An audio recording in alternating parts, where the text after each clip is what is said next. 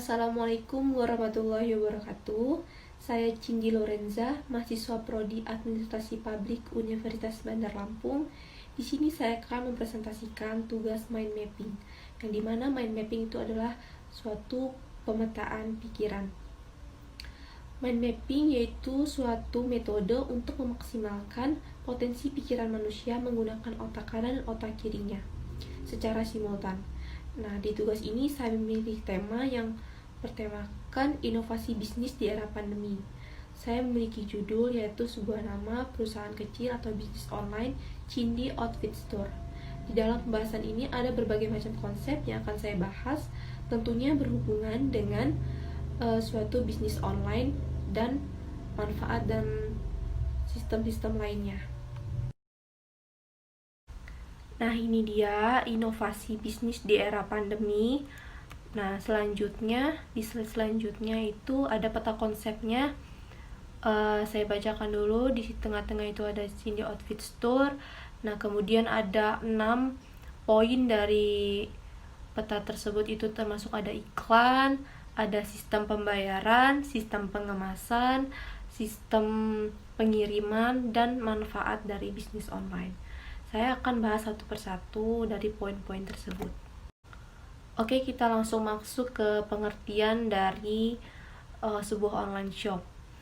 Sebuah online shop yang menyediakan berbagai macam produk kebutuhan customer. Online shop adalah suatu pekerjaan yang mudah dan menyenangkan bagi seorang yang menyukai dunia bisnis. Dengan era digital yang sudah maju dan berbagai teknologi yang sudah canggih, justru harus kita manfaatkan dengan baik melalui usaha bisnis online ini. Dengan adanya usaha online shop dapat membantu perekonomian di masa pandemi seperti ini. Selain itu juga, online shop dapat mempermudah customer untuk belanja tanpa harus kontak langsung dengan penjual.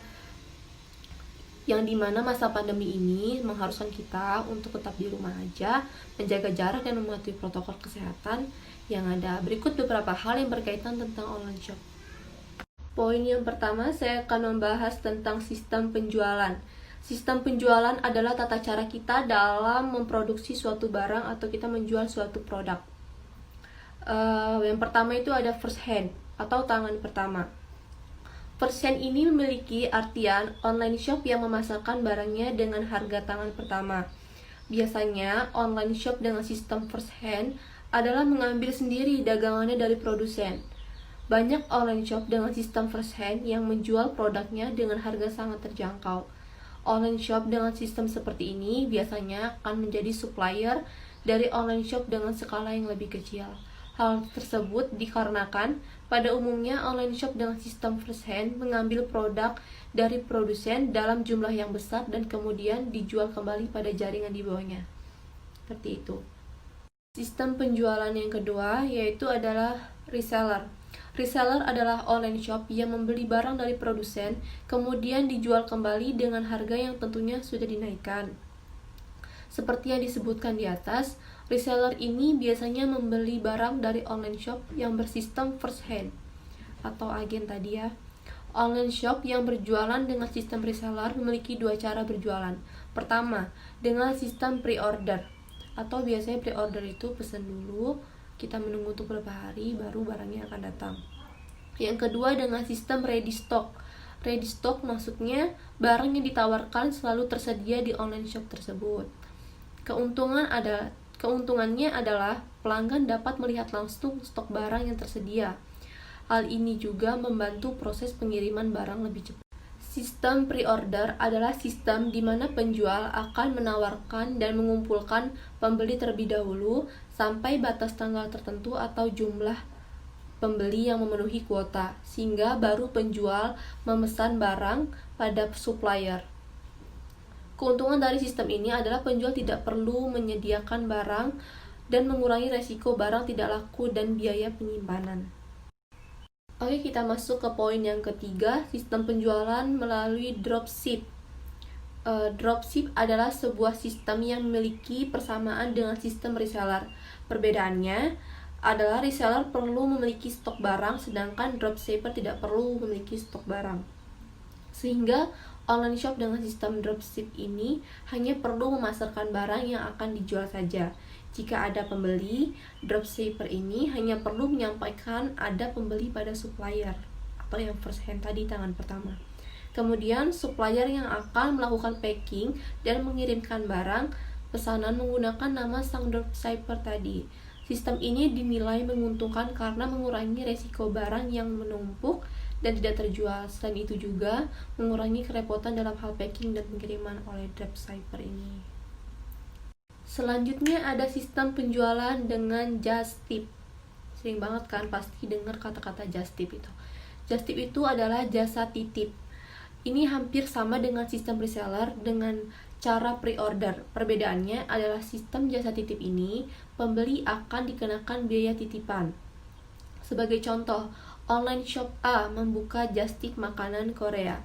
Kemudian pembeli yang memesan makanan Korea pada online shop itu akan dikenakan biaya just tip. Biasanya biaya yang dibebankan penjual bisa mulai dari Rp20.000. Selain itu, umumnya harga barang yang dijual tidak jauh berbeda atau bahkan harga asli dari produk itu sendiri. Sehingga keuntungan yang diperoleh pelaku penyedia just tip atau jasa titip ini dari biaya titip just tipan tersebut. Oke, kita masuk ke sistem penjualan yang terakhir yaitu COD. COD atau cash on delivery. Sistem COD atau cash on delivery adalah sistem di mana uang akan dibayarkan pembeli kepada penjual saat barang sudah diterima. Sehingga pada sistem ini pembeli dan penjual akan bertemu tatap muka secara langsung di tempat yang sudah disepakati. Meskipun terdengar sangat menarik, namun tak banyak online shop menggunakan sistem ini karena dianggap beresiko. Terkadang ada pembeli yang sudah memesan kemudian dibatalkan atau tidak datang saat hari COD. Hal ini tentu merugikan penjual. Nah, kalau masuk di era pandemi seperti ini, sangat tidak disarankan untuk melakukan COD karena lebih baik melalui via JNT atau JNE yang dimana paketnya akan dikirimkan langsung oleh pihak yang bekerja di JNT. Sekarang kita masuk ke dalam poin produk-produk yang dijual di Cindi Outfit Store. Beberapa jenis produk yang dijual di dalam online shop ini yaitu di sini menyediakan beberapa perlengkapan kebutuhan yang dibutuhkan oleh wanita, terlebihnya untuk wanita. Terus tuh ada masker organik. Masker organik itu mulai dari yang berbentuk bubuk dari bahan organik, ada juga sheet mask yang berbentuk seperti topeng, masker komedo atau yang bisa disebut masker gelatin, peel off mask, dan alat-alat masker seperti kuas, spatula, mangkuk masker, bandana atau bando, dan sendok takar.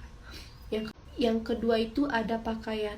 Tentunya style dan model sangat diperhatikan, yang dimana mengikuti tren masa kini. All shop ini menjual berbagai macam baju, celana, rok, outer, jaket, dan lain-lain untuk mempercantik outfit dari remaja wanita. Terus yang ketiga ada sepatu dan sandal. Sepatu sneakers, high heels, sepatu sandal, dan masih banyak model lainnya. Kualitas bahan harus selalu diperhatikan untuk membuat customer suka dengan produk yang kita jual. Selanjutnya itu ada jilbab. Banyak model jilbab mulai dari pasmina, segi 4, bergo, selain itu juga ada inner atau dalaman jilbab. Yang kelima ada kosmetik dan perawatan tubuh. Di sini menyediakan mulai dari hand body, body scrub, lip matte, maskara, dan alat makeup lainnya. Oke, sekarang kita masuk ke dalam manfaat bisnis online.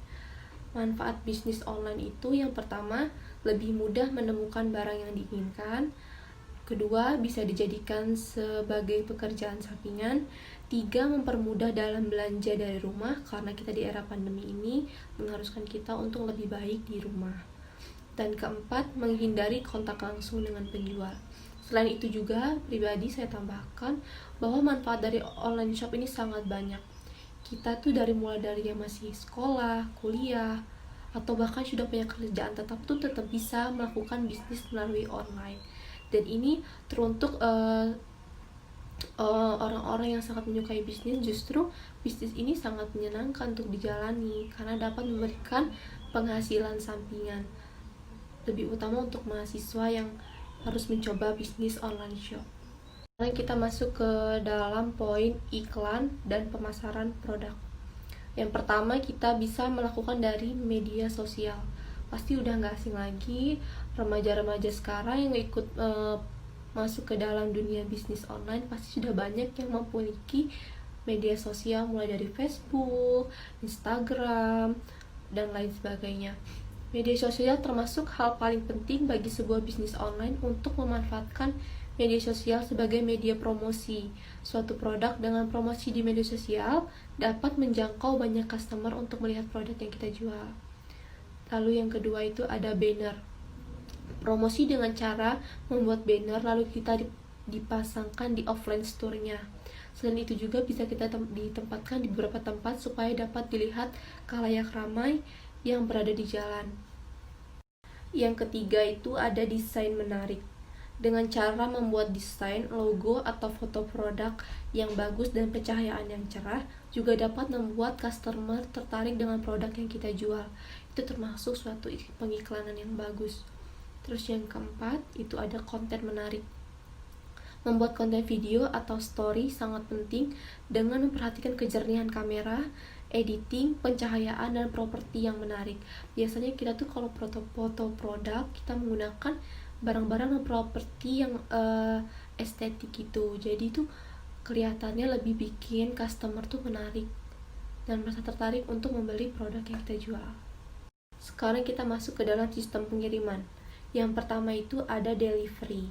Delivery yaitu sistem pengiriman. Dengan cara ini yaitu kurir dari store yang akan langsung mengirimkan barang kepada customer dengan ongkos kirim sesuai jarak. Yang kedua itu ada GoSend. Sistem ini khusus daerah yang sudah ada fasilitas Gojek ataupun Grab yang di dalam aplikasinya terdapat GoSend.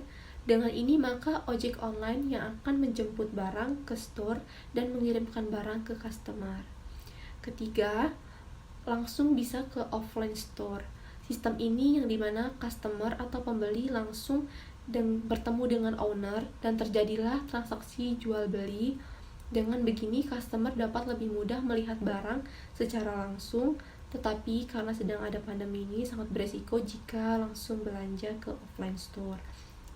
Oke, yang keempat itu bisa melalui via JNT, JNE atau pos. Dengan cara ini, barang dipacking rapi oleh penjual, owner, dan dikirimkan dalam bentuk paket yang akan diproses melalui JNT atau JNE. Dan pastinya ada ongkir yang menyesuaikan jarak yang akan dibayar oleh customer. Kita masuk ke poin yang terakhir, yaitu ada sistem pembayaran. Yang pertama, itu ada sistem cash. Cara pembayaran cash adalah si pembeli melakukan transaksi secara tunai atau langsung kepada penjual tanpa perantara. Yang kedua, via transfer atau bank. Cara pembayaran ini melalui bank, di mana pembeli mentransfer sejumlah uang sesuai dengan harga produk yang dipesan, serta mengirimkan bukti pembayaran kepada penjual. Yang ketiga itu ada kredit. Cara pembayaran melalui kredit adalah metode pembayaran di mana Deko Rumah akan menagih kartu kredit pembeli sejumlah nilai pembelian. Penjual akan membayar ke lembaga keuangan penerbit kartu kredit sesuai persyaratan kartu kredit yang berlaku. Sedikit pesan dari saya untuk teman-teman mahasiswa, jangan pernah malu untuk memulai bisnis online. Walaupun bisnisnya kecil, itu sangat bermanfaat untuk kita. Dan paling tidak kita bisa mengurangi beban perekonomian keluarga. Dan mungkin itu aja yang dapat saya sampaikan. Lebih kurangnya saya mohon maaf. Wassalamualaikum warahmatullahi wabarakatuh.